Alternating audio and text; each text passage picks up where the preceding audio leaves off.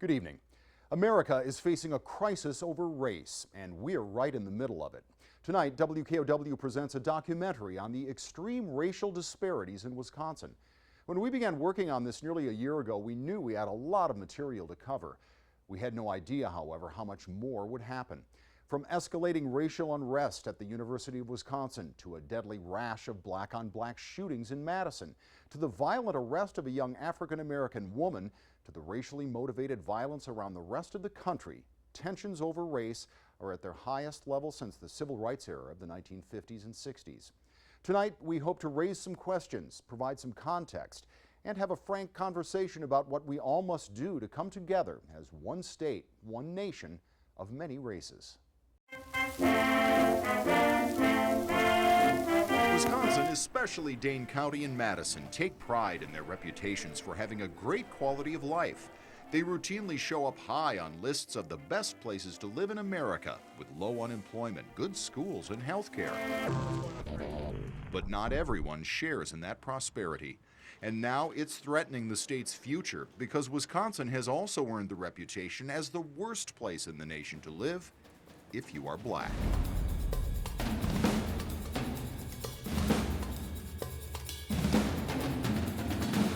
This is Our Wisconsin. I'm Greg Jeske. What you will see and hear in this program will probably make most of you uncomfortable. And by most, we mean the nearly 90% of Wisconsin's population that is white. Race and racism are not subjects many people want to talk about, but more unsettling than the discussion about race is the evidence that some say proves Wisconsin is one of the most racist states in the country. How, why, and what to do about it are what we'll examine here. And while no one person speaks for an entire race, we talked to about 24 people, most of them longtime Dane County residents, most of them black, to help us all understand why our Wisconsin is not a place where everyone feels at home. Here, it's like you can't explain it. You just know that white people aren't comfortable with you. It's their body language. They talk to you smiling, but their bodies turn sideways. The color of a person's skin often determines the quality of their life in the United States. Our society still struggles to include its black citizens without prejudice. If you don't rock the boat, you're a nice person of color. You're articulate, you're nice, you're friendly. If you push too hard, well, you're sounding like an angry black man, and that's divisive. And well, what good is that serving? In Wisconsin, the racism we're talking about isn't usually the in-your-face, blatant hatred stereotypically associated with the Deep South. It's subtle, often silent, but ultimately more sinister. I didn't understand the racial implications of what it meant to be black until I moved to Madison. What are those implications? That I was a threat, and that people thought I was here because something was handed to me. Sociologists call them microaggressions, subtle but significant ways in which African Americans are made to feel like second-class citizens. And those white attitudes are often shaped by ignorance and stereotypes. There's stores that I'll go in Madison and I'll be followed and I'll look behind and the person will turn their head quickly because they don't want to, seem like they're following me, and I'll walk around, sometimes my kids will ask me, is somebody following me, because they're very observant. I went to the grocery store. I had my Associated Bank card. It's green. Well, lo and behold, the EBT state food stamp program has a green card also. So the cashier automatically assumed that I was paying with food stamps and not cash. Wrong assumptions based on skin color are also a big problem in schools. I've had times where I raised my hand in one of my honors class and they'd be like, yeah, you can go to the bathroom. I'm like, no, I was trying to answer that question you just did, You're like, That would be a microaggression. yes. Does that whittle away at your confidence at all? No, it just makes me 10 times more on fire, like, A lot of that stuff is subconscious, and it's really about the perception that has been laid out of the black man in America, from enslavement up into the 50s and 60s, and even today. But other black voices argue that history shows widespread racism in America is a thing of the past and say race is being used as an excuse. Yeah, I mean, people have hardships. Most of them, in this day and age, self-inflicted. They're poor lifestyle choices. 150 years later, we are still at the bottom? It has to make you wonder about the cultural aspect of this stuff. But a growing number of Americans believe racism is a significant problem in our country, 50% in 2015 compared to 33% 5 years before. And 6 in 10 Americans in the same Pew Research Center poll said the country needs to continue making changes to give blacks equal rights with whites. People could argue today that race is really not a factor in American society, but then how is it that you see people shooting unarmed black people? There's a racial prism to what they see. If race is not a factor, why do we still have an achievement gap based on race? If race is not a factor, how come we have so much unemployment? Based on one unchangeable characteristic, skin color, the divide between how Wisconsinites are faring has grown to an alarming size. And while Milwaukee is home to an overwhelming majority of the state's underwhelming minority of African Americans, it's in Madison and Dane County where you'll find some of the greatest racial disparities in the nation. Madison is known to be progressive, liberal, equal opportunity, all of that. But Madison has fooled itself into thinking that we don't really have these problems. Madison is a tale of two cities for the have and have-nots. And for African Americans, it's unfortunate to say it's not a city where African Americans have always been treated the same or have received the same services. But it hasn't always been this way. 30 years ago, blacks in Wisconsin were doing better than the national average economically. Now they're doing worse, in many cases, far worse. These disparities start from the day African Americans are born and continue through their childhood and adult lives. From infant mortality to success in school, to jobs and income, to the number of people arrested and put in jail, black people in Wisconsin are far behind their white neighbors. I want them to be cognizant of the 900-pound gorilla in the room, which is race and economics and depravities, and that this country, while it stands for economics and opportunities for all, we're not delivering on those goods, and the police are complicit. The statistics also help explain the situation from the white point of view. With such an overwhelming racial majority, many Wisconsinites have never met a black person, let alone know one.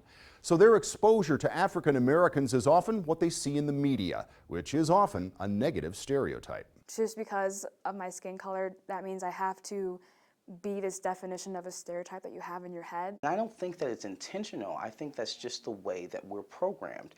We're all fed the same narrative. And the narrative is that black folks are to be feared, Hispanic folks aren't supposed to be in our country, and white is right. But those things, Craig, we're at the very soul of our black community. And that's not, it just gets pawned off as dads don't want to take care of their kids, kids don't have any discipline, moms are too busy shopping or watching television or talking loud on their cell phones in public, and no one's taking responsibility.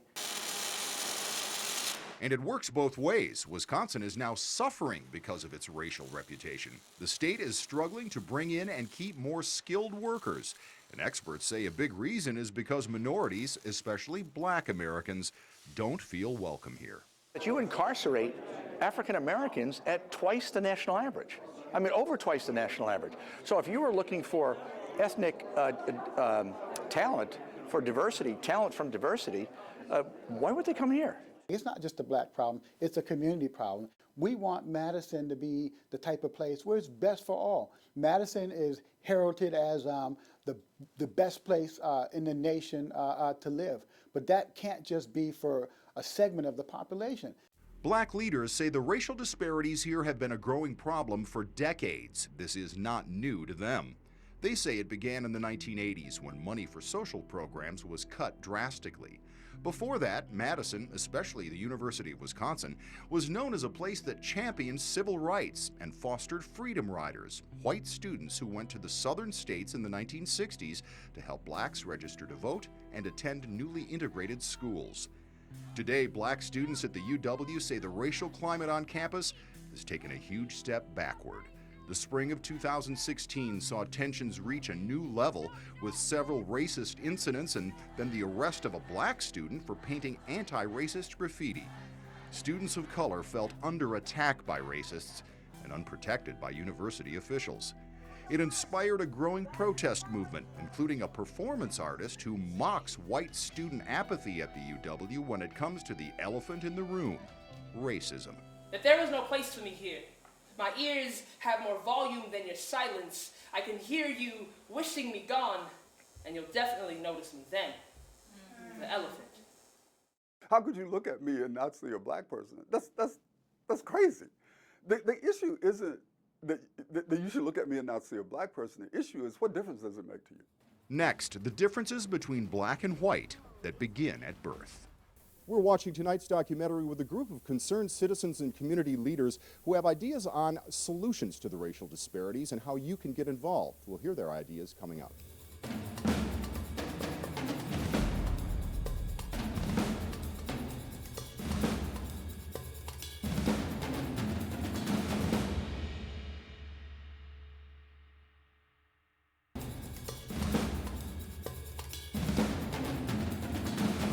The news that the racial disparities in Wisconsin are among the worst in the nation came out a few years ago.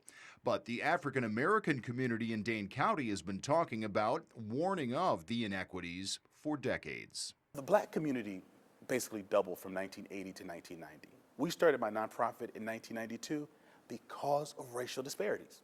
This isn't new. Alex G. is president of the Nehemiah Center for Urban Leadership Development and a Madison resident since 1970. When the black community began to grow, we said to the broader community, we need more social workers, police officers, teachers, administrators. And I think the response was the good old lovable Madison response. We love everybody, we do everyone, we don't see color. And so we didn't respond. There had been other studies like the Urban League's State of Black Madison in 2008 that revealed all the disparities that exist now. But ultimately, it took a white voice to get the attention of the white leaders about the problems facing the black community. In 2013, the Race to Equity report was released by the Wisconsin Council on Children and Families. A white group that was a not-for-profit group who worked with Annie Casey Foundation money, which is a major grant funding opportunity from a federal level. When they actually highlighted our problems, then people began to say, ay, ay, ay, there's a problem in Dane County. Tracing the birth of our racial disparities takes us to the alarming fact that they begin at birth for black people in Wisconsin. Over time, modern medicine has taken much of the risk out of childbirth, but in this state, the likelihood of a problem-free birth drops substantially when the baby and mother are black. In the United States, in terms of, say, infant mortality, African American babies have twice the chance of dying compared to white babies. And that is true in our local Dane County as well. You also have a much higher increased chance of dying if you're an African American mother compared to a white mother. According to CDC numbers for 2013, the infant mortality rate in Wisconsin, the number who die per 1,000 births, was just under 5 for whites compared to almost 17 for blacks. Nationally, those rates were about 5 for whites and 11 for blacks. The state's black infant mortality rate is second worst in the nation behind Kansas. Infant mortality is associated with low birth weight, and that's where black babies are hit the hardest. Why black babies and black mothers die with much higher frequency than white babies in white mothers, it is multifactorial. Dr. Laurel Rice is the OBGYN chair at the University of Wisconsin School of Medicine and Public Health. Her department is on a mission to reduce the state's death rate for African American babies and their mothers. She says those factors include the common things like income, education, and access to care, but she says one factor that's often left out by the traditional medical community is race. But I think to ignore that as a component would be wrong. Okay. What part it plays is hard to say. But the data is so stark. It's a horse's nose. Yeah, you see that? You see that right there? I didn't even know that I was pregnant with twins. I thought I just had one baby in me until I went to the hospital and I'm like, there's a lot going on here, and they were like, you're having a miscarriage. After losing one twin 5 months into her pregnancy due to a misdiagnosed ultrasound, Victoria Frazier was focused on getting as much prenatal help as possible when she became pregnant again.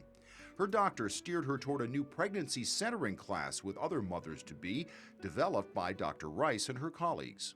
It helped me out a lot because I wasn't so lonely. Like, I wasn't lonely because I had people around me, but like going through the pregnancy myself, you know, I had people to talk to, which was great because I had a lot of questions.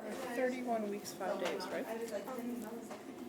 I do think the cornerstone of health disparities in general is education. In education, the right education, not like a handout where it's like, oh, is that the right, right level, the right content. Making it out of the womb and through their first year is just the first challenge for black babies. A 2014 Annie E. Casey Foundation study used 12 different factors like health, access to education, and home life to determine that Wisconsin ranks last in the nation in overall child well-being for African Americans.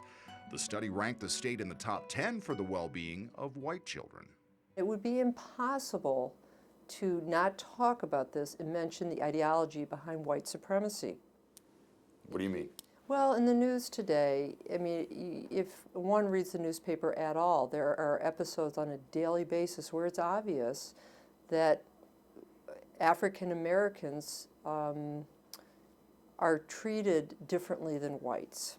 Health disparities follow African Americans through life, with higher death rates from heart disease, diabetes, and cancer, not to mention a lower life expectancy than whites, where, once again, Wisconsin has one of the biggest gaps in the nation. It's not just health, but health care where black people in Wisconsin find themselves behind their white neighbors. A 2015 study by the Kaiser Family Foundation found blacks in Wisconsin are far less likely to have a usual source of health care and health insurance. So when you consolidate all of these reports, they're all coming up with the same problems. We are in trouble. And the trouble often starts with the struggle to make a living. It doesn't look like the cotton field anymore, but now it looks like private corporations. When it comes to the bottom line, Wisconsin is at or near the bottom for having the biggest economic disparities between whites and blacks. In our state, blacks are nearly 4 times more likely to be unemployed and 4 times more likely to be living in poverty, while earning about half as much in household income as whites, according to the 2013 Race to Equity report. Economics, money, is what brought African Americans to this country in the first place, and it's what's kept many from being able to get ahead ever since. It goes back to slavery then. Yes. Some people would say that's done and over with, and the country has moved way past that. I don't know if we can necessarily say that when you subject a group of people to conditions of not being afforded opportunities to learn how to read and write. But what happens to the folks that don't have those resources? We forget that white people, through slavery and other methods of domination, were able to build assets, was able to pass it on generation to generation, whether it was a house, whether it was a trust fund. And that's perhaps the key to our racial disparities, the root of the opportunity gap for black Americans. They were not able to accumulate wealth like white Americans after World War II because something called the GI Bill, passed by Congress, kept many of them from being able to buy what economists say is the single most important asset for most families, a home. The government backed over $1 billion to build homes, which was the boom of the suburbs and the middle class wealth.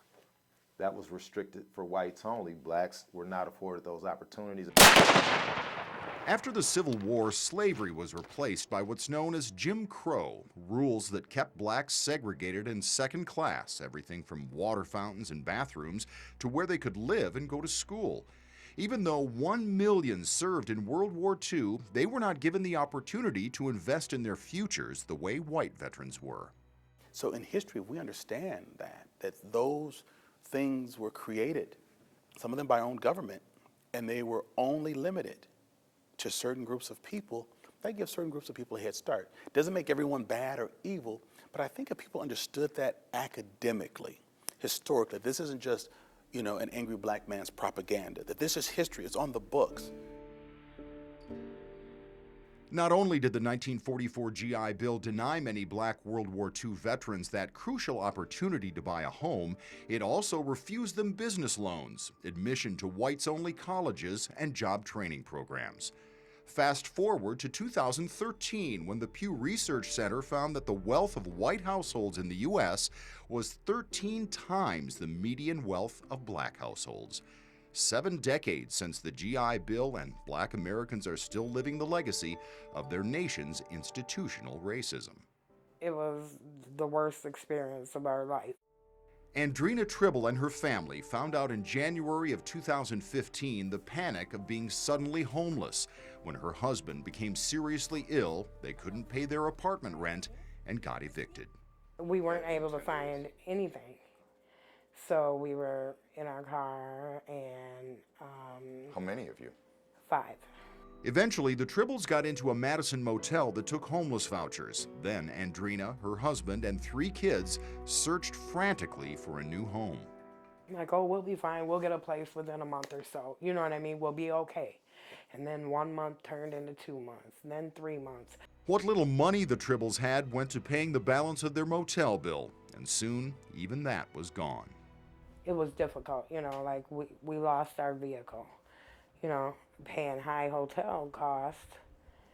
We lost it when, if we could have got stable sooner, we would have been able to keep it. And then there were nights we went without food, you know what I mean? Because you're paying for a hotel, we went without food. African Americans are by far the largest group in Dane County served by homeless shelters, according to the latest government report from 2013. It showed 3/4 of the homeless families that year were black. Recent economic history has taken its own toll. The Great Recession still hasn't ended for many black Americans. Since 2012, average family wealth is down, more are living in poverty, more are unemployed or underemployed than when it began in 2008. Wisconsin is home to some of the nation's biggest racial disparities in income and employment. An African American man that does not have a degree, that did not graduate from high school, you can't come to Madison and hustle and get a job. There's not a job where you can get a livable wage here. Former Madison Police Chief and ex-Urban League President Noble Ray says the racial disparities put many African Americans at a disadvantage the moment they arrive here. Sometimes we talk about the problem so much that the person that we're talking about or people that we're talking about, they get stereotyped in that way. An example is 50% of people who apply for jobs that have black names don't get callbacks because of the name. So if my name is Jamal, I apply for a job, and Darren applies for a job, and we have the same credentials.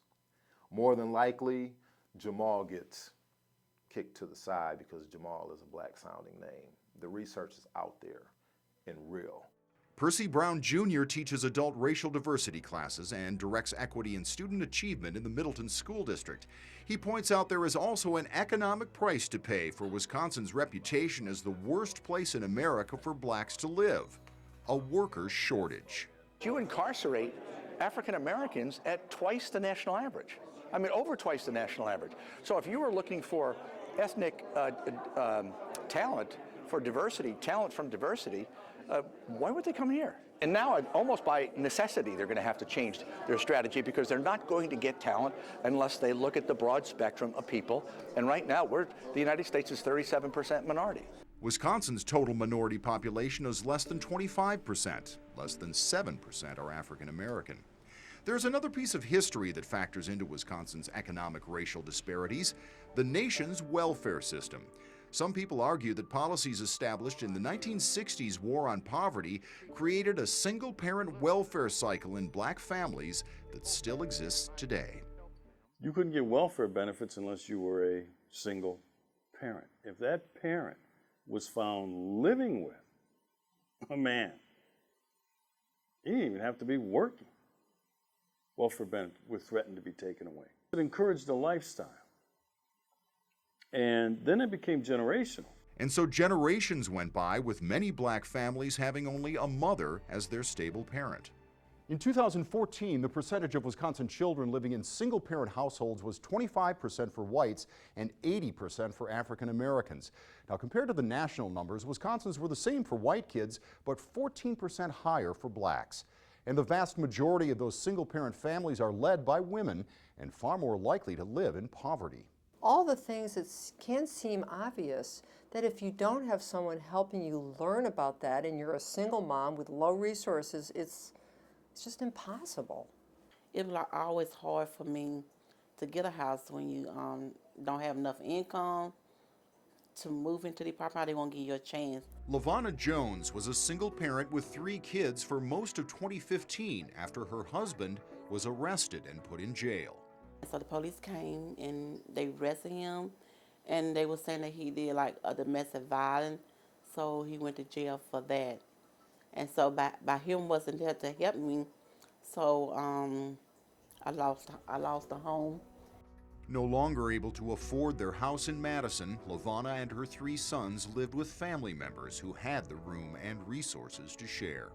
What's it like to be looking at the end of the month and know that you're not going to have enough? I really just pray about it. I just pray about it. And then my baby sister always asks me, when my husband was incarcerated, then she asked me, do I need help? And I say, yeah.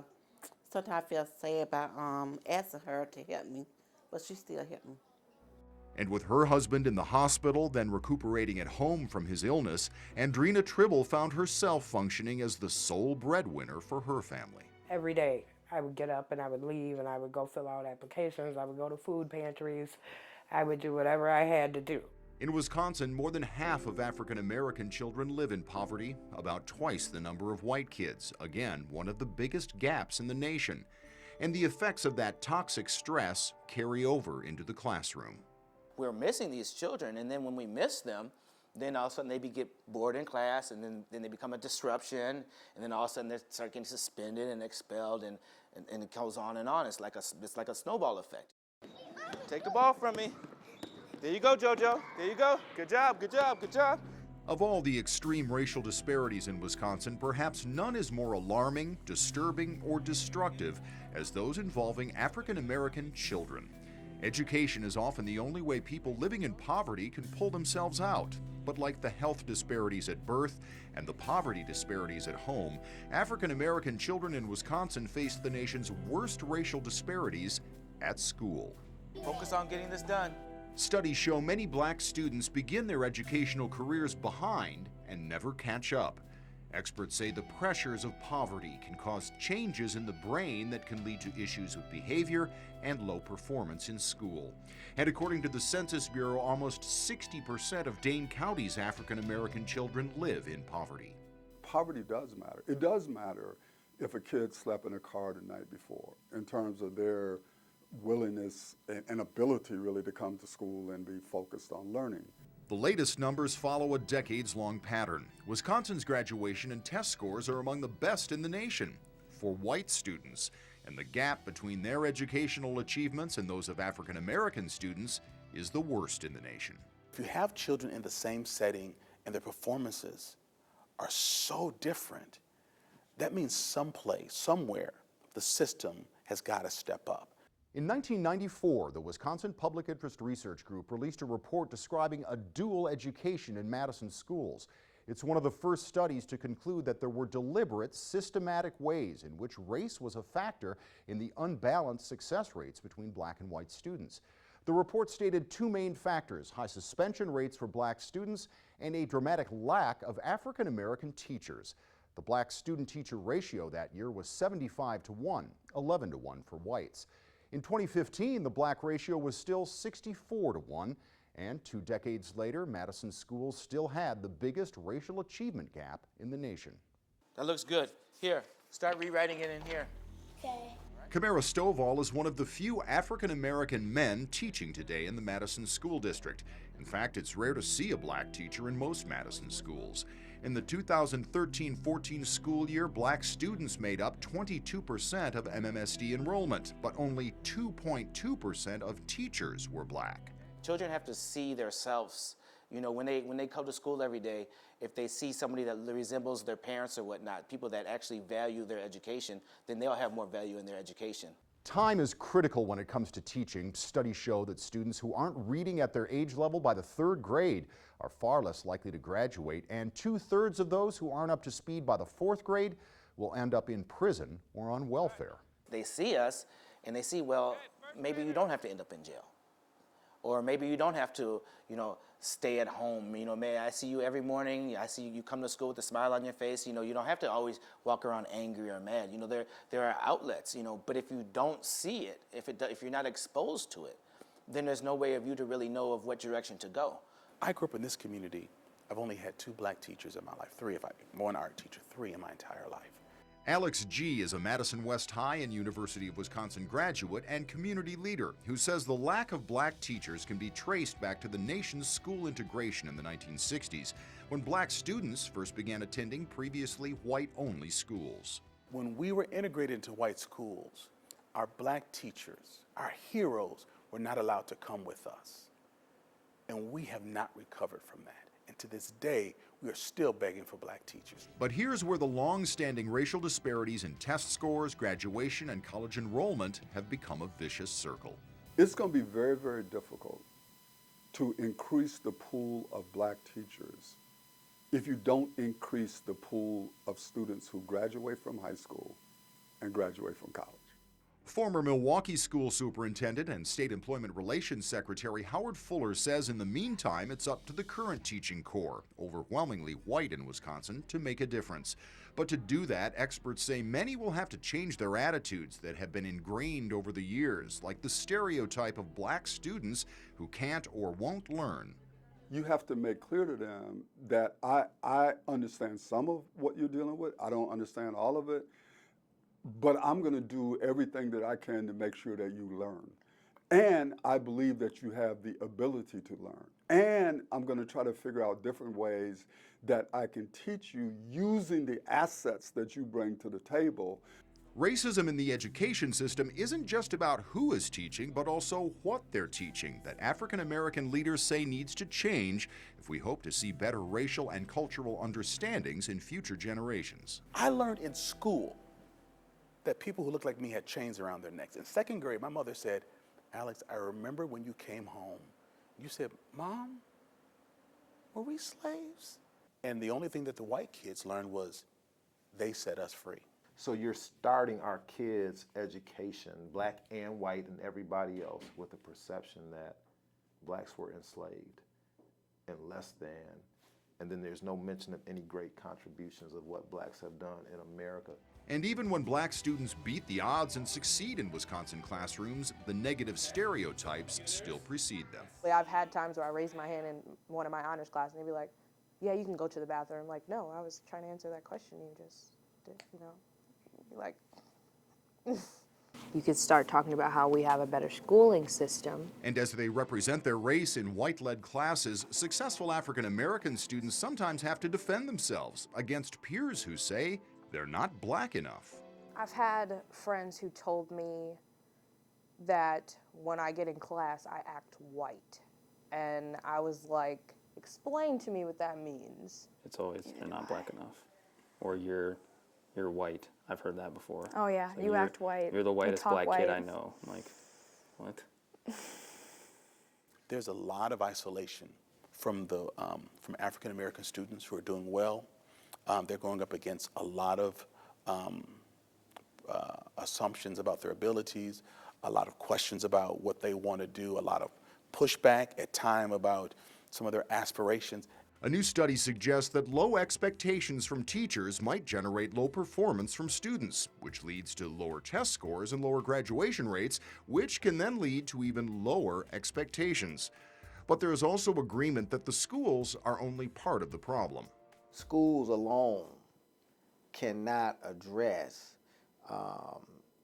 something this complex, right? You know, there's a reason that homework is provided. I mean, there's an expectation that the learning extends into the home, into the community, and that parents and family plays a role.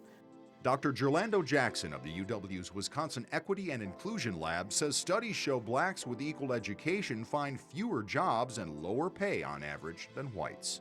Wisconsin's racial education gaps in achievement and graduation are also a byproduct of how schools discipline their students. A 2015 UCLA study found our state's high schools had the highest black student suspension rate in the country, and elementary schools the second highest. That means the students who are struggling the most in the classroom are being kept out of the classroom the most. And things have gotten worse over time. The 1994 WPRI study showed 50% of black students in Madison schools had been suspended.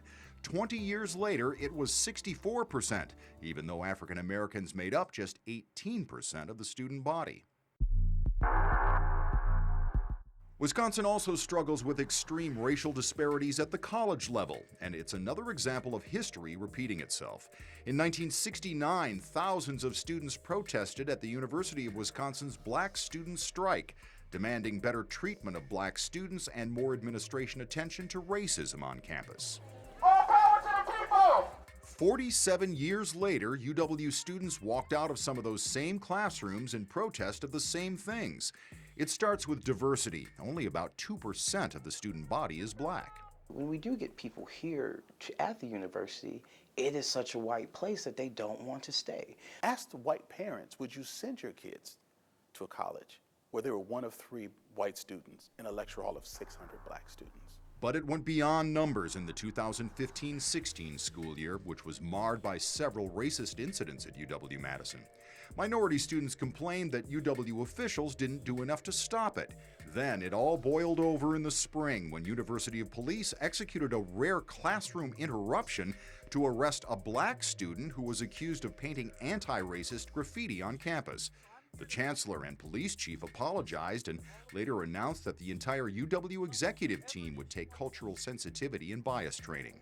African American students and leaders say the UW arrest was just another example of how blacks are unfairly treated by police. It is disheartening, and I'm ashamed to be a student at UW-Madison, and I often don't feel welcome here. Wisconsin's extreme racial disparities in the criminal justice system, next. We're watching tonight's documentary with a group of concerned citizens like yourselves who have some ideas on solutions to the racial disparities we're talking about. We'll get their ideas coming up.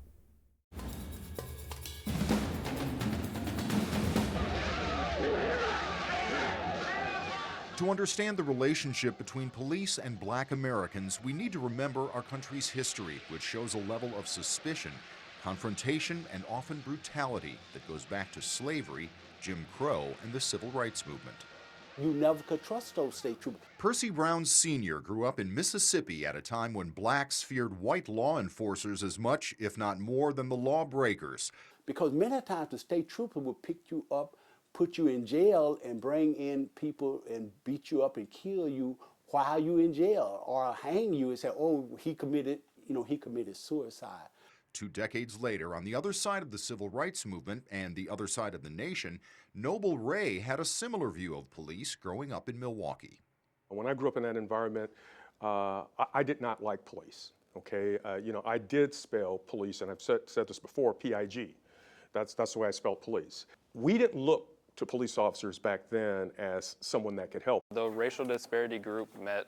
Now, 40 years after that, Madison area high school student Anthony Gatlin finds himself in a reality that makes him wary of police. Sometimes I really don't feel safe walking outside at night, just due to the fact of everything that's happened, even in our own community with Tony Robinson. Mm-hmm. Like that really hit me, because that could have been me. A teenager, a man in his 50s, a man in his 70s, different generations, different upbringings, but each with a shared experience and perspective, being a black male in America. And in Wisconsin, it's a perspective often shaped through the bars of a jail cell. Incarceration and arrests are 2 more areas where our state's racial disparities are among the worst in the nation. And it starts with children. According to FBI and census data, Wisconsin has the 2nd highest overall juvenile arrest rate in the country, behind only Indiana. But here, black kids are almost 4 times as likely to be arrested as white kids. That jumps to 6 times as likely in Dane County and 8 times as likely in the city of Madison. So like my parents always tell me, like, behave yourself before I leave the house, because they have to make sure I don't present myself in a way that might get me in trouble with the police. I always make sure, like, when I step outside, I look presentable. So usually when it's dark, try not to wear my hood up or wear any dark clothing. Being black is constantly having to be on. It's constantly having to be aware of your surroundings, to watch how you talk or how you walk. The statistics show it doesn't get any better when African American kids grow up. A study by the Center on Wisconsin Strategy found the state has the nation's highest rate of incarcerating African American men and the second highest rate of arresting them. And Dane County's numbers are particularly high. White arrest and incarceration numbers are at or below the national rates. Critics call it proof of racial profiling by police. It's like you're targeted, you know what I mean? Or I've had instances where I've gone to the store to buy stuff and I've been followed and harassed like I was stealing something.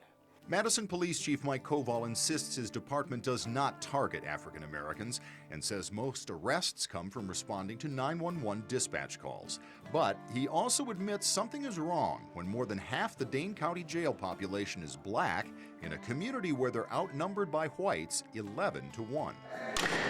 Critics point to legal policies loaded with prejudice. For example, America's war on drugs that began in the 1980s was very racially biased.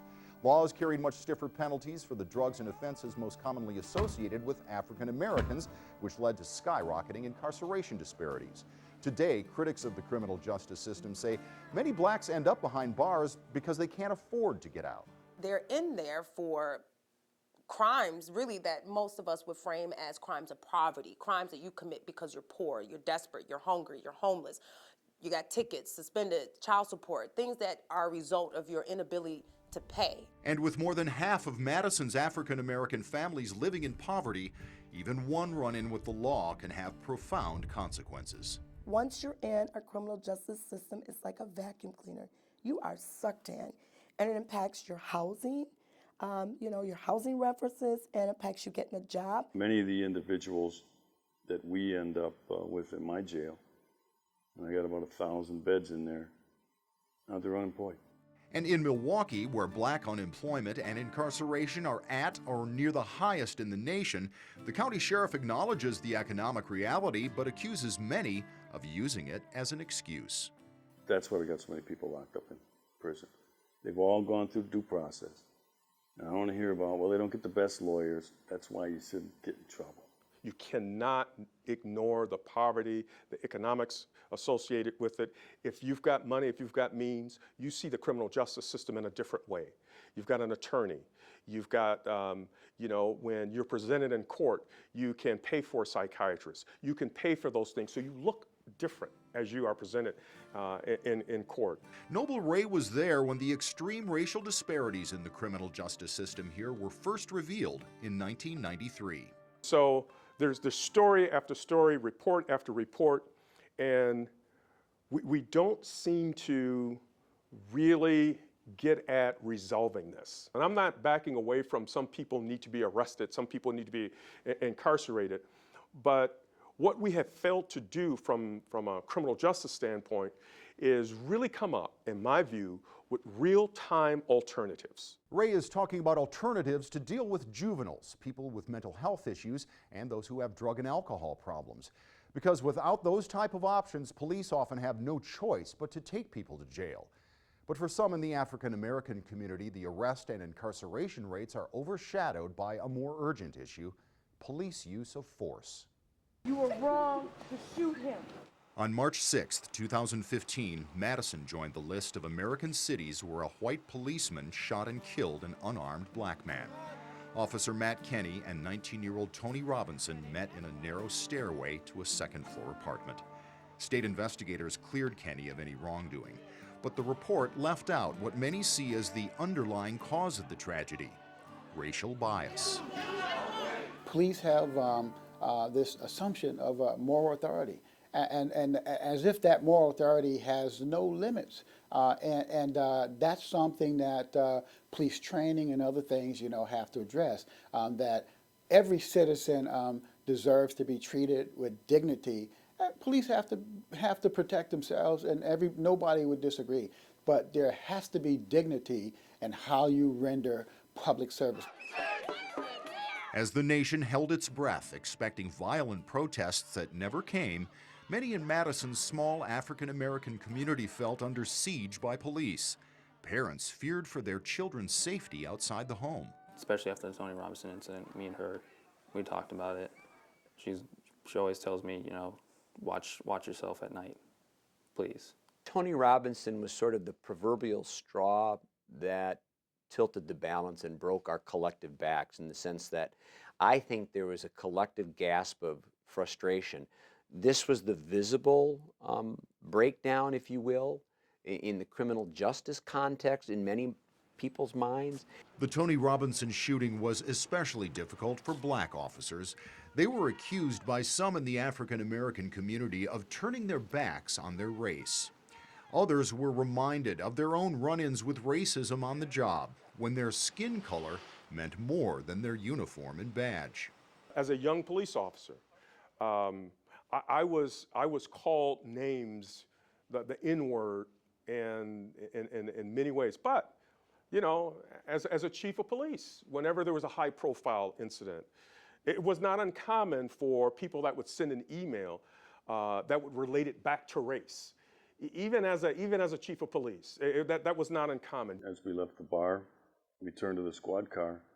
Somebody, because our backs are to the place that we were at, but somebody looked out the door and yelled "nigger." Okay, I'm a uniform officer. I wasn't wounded by it. It struck me as, that's pretty bold.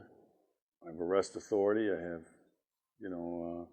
but that somebody would feel the liberty to do that. Who keeps trying? Not the police. In the wake of the Tony Robinson shooting, Madison police of all races found themselves faced with trying to rebuild the public trust. So I think they really want to redefine and capture sort of that trust that we thought we had, and now we know we have to work more diligently to recoup. But for many, any repaired trust was shattered in mid-June when 2 white MPD officers arrested a black woman accused of creating a disturbance at Easttown Mall. One officer kicked, punched, and tased the unarmed 18-year-old Janelle Laird. Chief Koval and the head of the police union defended the arresting officers. But this time, the mayor called for a review of MPD policies and practices, including the use of force. Just because something is lawful, it may still be unjust. Just because something is lawful does not mean it's right. Several gunshots were fired. At least one of them hit a man here behind the gas station. You can see the yellow police tape here behind us. It's usually not police on the other end of the gun. There is often a violent reality that goes along with being black, male, and poor in America. If I'm a young African-American male and I'm in a neighborhood that is more violent than what's around me, I know that I have to develop my justice, okay? I know that at times I have to appear to be more aggressive at times than I should, because that's how I survive. But sometimes the challenge can be to survive the aggressions of others. In the spring of 2016, 3 black men from Madison were murdered in a running dispute between 2 groups of friends. African-American leaders say the killings were, in part, the result of racial disparities that leave black men with few job opportunities and the dangerous attitude that they have nothing left to lose. I hope that the public, that our residents will come together and recognize the dire importance of young men being able to see a life for themselves here, being able to live in a city where they feel that they can thrive, that there's opportunities for mentorship, for jobs, for success. The years of disparities may have created a problem that seems unsolvable, But there's a sense that now is the perfect time to change that. This isn't going to be pleasant, but you must stay present and understand the importance of communication. Remember, we said this was going to make many of you uncomfortable, but African Americans say they can take no comfort in a community where they often feel as though they don't have a seat at the community table. If you're not willing to acknowledge that there's a problem, then the healing process can never begin. So let's acknowledge, as a city, as a community, that, man, we have a problem, and it's called white supremacy, it's called white privilege, it's called white entitlement, it's called racism. The words are not easy to hear, but many Black Americans say softening the language disguises the hard reality. Unfair disadvantages based on skin color make Wisconsin the worst state for Black Americans to live. Everybody has to accept what has happened, what is happening, and we have to come together to figure out a new plan of what we're going to do. You know, there has to be lines drawn in the sand, things that are acceptable, things that are not. We have to continue to talk about race. But again, I'll say the struggle is to understand how it manifests itself today as distinct from other times. Today's racism is often more subtle, but no less harmful than it was decades ago, and that can make it harder to change. Change isn't easy, but we have to do something different or our disparities is going to get worse. Dane County Supervisor Sheila Stubbs, the only African American on the 37-member county board, says the racial disparity reports and the national focus on the problems here have created a rare opportunity for local leaders to overcome a long-time criticism. They talk too much and act too little. I don't want to come out to another meeting to be a kumbaya hour. And I keep saying that because that's what people say to me. It's like, let's hold our hands, let's talk about it. What's an action plan? The county spends money on phosphorus and carp. Let's spend money on racial equity. What we do, our cycle here is a report comes out, we start treading water, and then we stop. We don't have that constancy of purpose where someone is saying, we're measuring this, we're going to make a difference, we're going to make a change. And Black leaders say that's the key, accountability. They point to lots of past planning, but few results when it comes to ending racial unfairness in Wisconsin. This challenge did not happen overnight. So there's no solution that's going to resolve it overnight. And then the key is the accountability. If there's no accountability, then the plan will be meaningless. And while he may not speak for most African Americans, the Milwaukee County Sheriff isn't alone when he says accountability starts at home. The greatest value we can instill in human beings is the ability to overcome obstacles. Because life's full of them. It may be race, but it's going to be a lot of things. You don't have enough education. So when you say life, people don't all start out the same spot I understand that. That's called life. We don't all get to start at the front of the starting line. But others argue that Black Americans can only do so much when so many of the systems are biased against them.